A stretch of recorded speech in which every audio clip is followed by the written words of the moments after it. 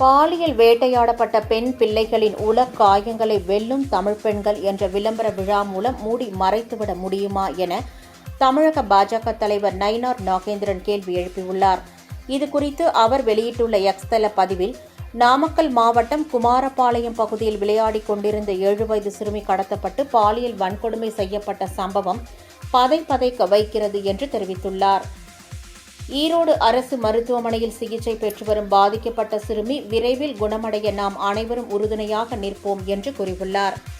மேலும் திமுகவின் கேடுகெட்ட நிர்வாகத்தால் பெண் பிள்ளைகளை பெற்றவர்கள் ஒவ்வொரு நாளும் அதீத அச்சத்திலும் மன அழுத்தத்திலும் தவித்துக் கொண்டிருப்பதுதான் நாடு போற்றும் நல்லாட்சியின் லட்சணமா என்று திமுக ஆட்சியில் பாலியல் வேட்டையாடப்பட்ட பெண் பிள்ளைகளின் உளக் காயங்களை வெல்லும் தமிழ் பெண்கள் என்ற விளம்பர விழா மூலம் மூடி மறைத்துவிட முடியுமா என்றும் அவர் கேள்வி எழுப்பியுள்ளார்.